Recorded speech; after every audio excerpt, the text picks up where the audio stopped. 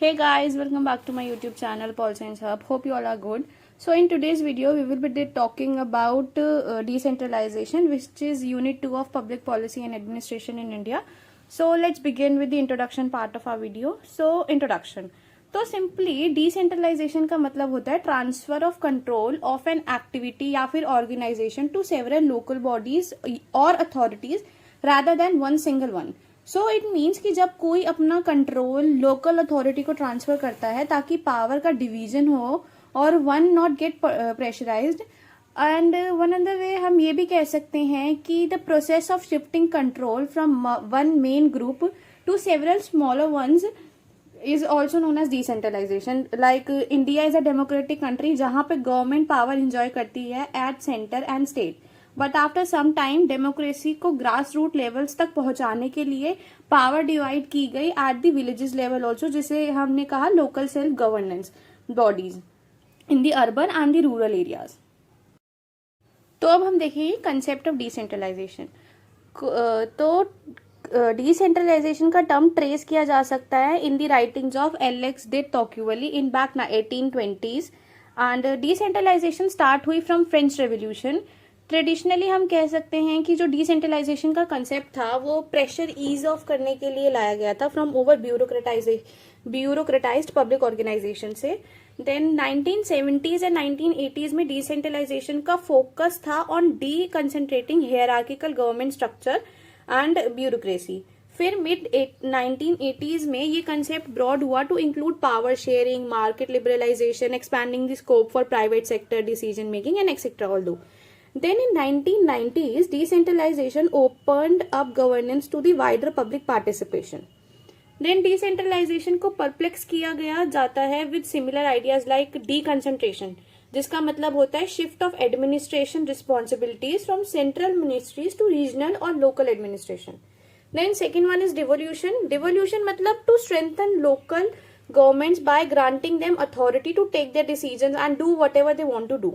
Then third one is the delegation, मतलब जब national government shift करती है authority for specific function to region और लोकल बॉडीज. तो यहाँ पे मैंने 3 फिलोसोफर्स दिए जिन्होंने अपनी अपनी डेफिनेशंस दी ऑन डिसेंट्रलाइजेशन. तो first one is the Friedman. According to him decentralization is also seen as the process of transfer of responsibility, authority और functions from a superior government unit to a lower government unit. Simply इनका कहने का मतलब ये है कि जब कोई भी सुपीरियर गवर्नमेंट लाइक जो सेंटर होती है एंड स्टेट होती है वो अपनी अथॉरिटी या रिस्पॉन्सिबिलिटी ट्रांसफर करती है लोअर गवर्नमेंट यूनिट को, तो उसे डिसेंट्रलाइजेशन कहते हैं. Then second one is the L D. White. According to him the transfer of power of administration authority from lower to higher level of government is called decentralisation and covers decentralisation. तो यहाँ पे मैंने government of India की जो decentralisation की definition है जो कि 1957 में दी गई थी वो मेंशन की है, जिसमें सिंपली जो हमारी कम्युनिटी प्रोजेक्ट और नेशनल एग्जीक्यूशन सर्विस है वो डिफाइन किया जाता है डिसेंट्रलाइजेशन को as a process whereby the government diverts itself completely of certain duties and responsibilities and devolves them on the some other authority. So अब हम बात करेंगे कैरेक्टरिस्टिक्स ऑफ डिसेंट्रलाइजेशन की. तो basically decentralization delegation of authority करता है to lower management. ये build करता है development of individual departments. Decentralised system में कोई भी सिंगल सेंट्रलाइज्ड अथॉरिटी नहीं होती जो सबके बिहाफ पे डिसीजन लेती है. अलग अलग बॉडीज होती है जो उनके अकॉर्डिंग जो उनको रिस्पॉन्सिबिलिटी दी जाती है उस पर डिसीजन लेती है. एज सच कोई मतलब एक ही गवर्नमेंट या फिर एक ही कोई अथॉरिटी नहीं होती जो सबके बिहाफ पे डिसीजन लेती है. तो डिसेंट्रलाइजेशन इंस्टिल करती है कॉन्फिडेंस टू लोअर कम्युनिटीज ताकि वो खुद को गवर्न कर सके, और thus we can say that it creates a sense of responsibility in local decision making agencies. then decentralization की कोई फिक्स्ड आइडियोलॉजी नहीं होती है. इसको लेफ्ट भी प्रमोट करते हैं, राइट भी प्रमोट करते हैं, और अपने अपने अकॉर्डिंग या उनकी जो भी पोजीशन होती है खुद को जस्टिफाई करने के लिए उसके अकॉर्डिंग वो उसको यूज करते हैं. देन डिसेंट्रलाइजेशन इंप्रूव करता है efficiency, effectiveness and responsiveness of the lower level organisation by sharing decision making authority. Then autonomy forms the heart of decentralization and yardsticks to measure the nature of decentralization. अब हम देखेंगे approaches to decentralization. So now like James W. Fessler ने अपने paper approaches to understanding of decentralization में 4 approaches बताई. Decentralisation की। तो पहली है दी डॉक्ट्राइनल अप्रोच। एक आइडियोलॉजिकल अप्रोच है डिसेंट्रलाइजेशन की, जिसमें कहा जाता है कि डिसेंट्रलाइजेशन खुद में हो एक एंड है और अप्रोच फोकस करता है on empowerment of grass root on local levels. Then दूसरी है द पॉलिटिकल अप्रोच, जो the political approach gives the concept of local self government, मतलब participate democracy which deepens the democracy till the grass root level to the village level. Then administrative approach is approach का main aim या goal होता है achieve करना rationality को, efficiency को and effectiveness को। Then fourth and the last one is the dual role approach, मतलब जो डील करता है conflict between the tradition and the change in the field of administration. तो अब हम बात करेंगे टाइप्स ऑफ डिसेंट्रलाइजेशन की। तो इसके 4 टाइप्स हैं। First one is the political decentralisation. ये तब अगर करती है जब डिसीजन मेकिंग पावर्स होती है वो हायर लेवल से लोअर लेवल पे ट्रांसफर की जाती है, और ये इंश्योर किया जाता है कि जो इंस्टीट्यूशंस इनको एश्योर किए गए हैं वो लोकल पीपल के थ्रू ही गवर्न किए जाए। Like for example Panchayati Raj system institution, जो हम अभी आगे पढ़ेंगे डिटेल में। देन एडमिनिस्ट्रेटिव डिसेंट्रलाइजेशन, मतलब administration decision making and programme implementation delegate होती है टू द फील्ड यूनिट्स और the lower level functionaries. Then third one is the fiscal, मतलब जब लोअर लेवल गवर्नमेंट को डेलीगेट या डिवॉल्व किया जाता है फाइनेंशियल या फिर fiscal autonomy.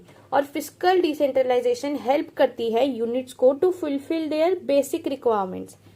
Then fourth is the functional decentralization. इसमें सेंट्रल यूनिट डेलीगेट या ट्रांसफर करती है some of its functions to the lower level. Like जो 29 सब्जेक्ट्स है वो मेंशन्ड है इन द 11th शेड्यूल, जो कि ट्रांसफर किए गए थे पंचायती राज सिस्टम में। अब हम देखेंगे हिस्टोरिकल बैकग्राउंड ऑफ डिसेंट्रलाइजेशन। तो पहला है एंशियंट पीरियड, जिसमें सभा और समिति थे इन वैदिक एंड द लेटर वैदिक पीरियड, और पंच तत्व पाए जाते थे। और ये जो पंच तत्व थे ये 5 गॉड्स थे जो 5 एसेंशियल्स को रिप्रेजेंट करते थे। और इसकी हम फाइंडिंग्स फाउंड होती है लाइक ऋग्वेदा में, अथर्ववेदा में, बुद्धिस्ट टेक्स्ट में, महाभारता में एंड कौटिल्य के अर्थशास्त्र में। देन सेकंड है मेडिवल पीरियड, जो कि 13th सेंचुरी में था जब Delhi Sultanate and the Mughal rule था, बट इसमें विलेज पंचायत अनडिस्टर्ब्ड रही from the centre. Now third one is the colonial period. इसमें ब्रिटिश रूल के टाइम पे गवर्नर चार्ल्स मेटकल थे जिन्होंने civilisation aspect of village panchayat पे लिखा था इन 1830s। जमींदारी सिस्टम ने एक बहुत पिवोटल रोल प्ले किया था विलेज एडमिनिस्ट्रेशन में, और Lord Ripon is known as the father of local self governance. अब हम देखते हैं कि पोस्ट इंडिपेंडेंस क्या क्या ट्राजेक्टरीज हुई। तो पहली है बलवंत राय मेहता कमेटी। ये कमेटी डेवलप की गई थी बाय गवर्नमेंट देखने के लिए कि कम्युनिटी डेवलपमेंट इनिशिएटिव्स, और इन्होंने अपनी रिपोर्ट सबमिट की थी ऑन नवंबर 1957, जिसमें डेमोक्रेटिक डिसेंट्रलाइजेशन टर्म पहली बार अपीयर हुआ। इन्होंने रिकमेंडेशन दी कि 3 टायर सिस्टम होना चाहिए, जिसमें ग्राम पंचायत होगी, पंचायत समिति होगी और जिला परिषद होंगे, जिसमें कि जो ग्राम पंचायत के मेयर या फिर हेड होंगे वो डायरेक्टली इलेक्ट होंगे, और जो पंचायत समिति और जिला परिषद के होंगे वो इनडायरेक्टली इलेक्ट होंगे, और जो कलेक्टर होगा वो चेयरमैन होगा जिला परिषद का। नाउ जो सेकंड कमिटी बैठी वो थी अशोक मेहता कमिटी इन 1977, जो कि कॉन्स्टिट्यूट की गई थी बाय जनता पार्टी। इन्होंने रिकमेंडेशन दी कि 3 टायर सिस्टम को रिप्लेस कर देना चाहिए with 2 tier system, that is the Mandal panchayat at block level and Zila Parishad, जिसमें जिला परिषद सुप्रीम होगा इन प्लानिंग एंड डेवलपमेंट, और 5 ईयर इलेक्शन होंगे बाय इलेक्शन कमीशन, और टैक्सेशन पावर्स दी जाएगी, रिजर्वेशन होनी चाहिए for SC and STs etcetera. तो अब हम बात करेंगे local self governance at the rural level. तो ये आई 73rd कॉन्स्टिट्यूशनल अमेंडमेंट एक्ट 1992 ने, जो पार्ट 11 और आर्टिकल 243 टू आर्टिकल 243O इसके फीचर्स बताते हैं। तो इसके जो हम मेन फीचर्स है वो हम देख लेते हैं। तो first one was the 3 tier panchayati Raj system which is the gram panchayat, panchayat samiti and the जिला परिषद। तो ग्राम पंचायत, इसको हम ग्राम सभा भी कहते हैं। जितने भी विलेज के रेजिडेंट है जो 18+ है वो मेंबर होते हैं ग्राम पंचायत के, और यही ग्राम सभा के मेंबर इलेक्ट करते हैं चेयरमैन या फिर head in the gram panchayat. इसमें 1/3 सीट्स रिजर्व होती है for womens and 1/3 for SCs and STs, और इनका टेन्योर होता है 5 years। देन पंचायत समिति जो कि ब्लॉक लेवल पे होती है, जहाँ पे रूरल लेवल के वर्क होते हैं। जन पंचायत समिति इलेक्ट करती है chairman and vice chairman from those members of the gram panchayat. Then third one is the district council, जो कि डिस्ट्रिक्ट लेवल पे होता है और it is supreme and same reservations होती हैं फॉर एससीज, एसटीज एंड वुमेन। इनको पावर होती है, सेकेंड वन इज इनको पावर होती है to levy taxes and like ये टोल्स रेस कर सकते हैं, फीस रेस कर सकते हैं। Third one is the state finance commission, जो कि फंड डिस्ट्रीब्यूशन करता है between the state and the panchayat या फिर among the panchayat. Then fourth one is the district planning committee, जिसका काम होता है to prepare development programme for district. Then fifth one is फिर इसमें आते हैं कि 29 सब्जेक्ट्स हैं जो मेंशन है 11 शेड्यूल ऑफ कॉन्स्टिट्यूशन में, जिसमें बेसिक रोल्स है planning for development, implementation of slum schemes, social justice, slum areas को कैसे इंक्रीज करना है, दैट इज। अब हम बात करेंगे local self governance at the urban level. तो 74th कॉन्स्टिट्यूशनल अमेंडमेंट एक्ट 1993, जिसमें devolution of power to the urban local bodies को थे और इंसर्टेड है पार्ट 11A में, और इसके आर्टिकल्स है आर्टिकल 243P से 243ZG, और इसके मेन फंक्शंस हम अभी देखते हैं। तो इसमें भी 3 tier system, municipality, municipal corporation and municipal council. तो म्यूनिसिपैलिटी स्टेट ने इसको स्टैब्लिश किया, इसकी कॉन्स्टिट्यूएंसी जो होती है उसे वार्ड कहते हैं। वोटर्स डायरेक्टली इलेक्ट करते हैं अपने रिप्रेजेंटेटिव को। रिजर्वेशंस है for SC, STs and women in all 3 tiers. इनके मेन फीचर्स होते हैं construction of roads, bridges, building etcetera. Then second one is the municipal council. At moderate level ये होती हैं ऑफ सिटीज की। अभी तक 1500 म्यूनिसिपल काउंसिल्स है all over India. Same seats होती हैं reserve for SC, STs and women. इनके मेन फीचर्स होते हैं to manage cleanliness, provide clean water to the cities etcetera. Then third one is the municipal corporation. तो इसके member elect होते हैं on basis of adult suffrage. Reservation यहाँ पे भी होती है for SC, STs and womens. Mayor is elected in the first meeting of the municipal corporation for 1 year and function होते हैं इनके to manage drainage, improvement of slum areas, उनको कैसे मतलब उनकी इम्प्लीमेंटेशन ऑफ स्कीम्स होती है। देन सेकेंड फंक्शन होता है इसके, ये जो 18 सब्जेक्ट्स हैं mention in the 12th schedule of our constitution, और जो प्रोविजन है like public services, creation and maintenance of public goods, ये सब इनकी ड्यूटीज होती हैं।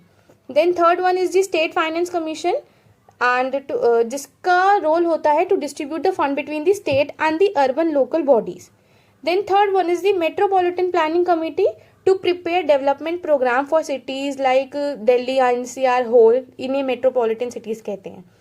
Then fourth one is the mandatory election होते हैं एवरी 5 ईयर, जिसमें म्यूनिसिपल वार्ड के डायरेक्ट इलेक्शन होते हैं और डिसोल्यूशन के केस में विद इन 6 मंथ इलेक्शन हो जाने चाहिए for the new leader. Now this is our conclusion slide of our video, you can read it और आपको समझ आ जाएगा पूरी वीडियो का ओवरव्यू है। And I am saying again, please read out the content also, समझना नहीं है इसको पढ़ भी लेना है थोड़ा सा। And thank you so much guys, अगर आपको मेरी वीडियो पसंद आई हो तो प्लीज इसको मेरे चैनल को सब्सक्राइब करें, लाइक करें और शेयर करें, बाकी लोगों की भी हेल्प हो। अगर कुछ कमी आई हो तो please do let me know in the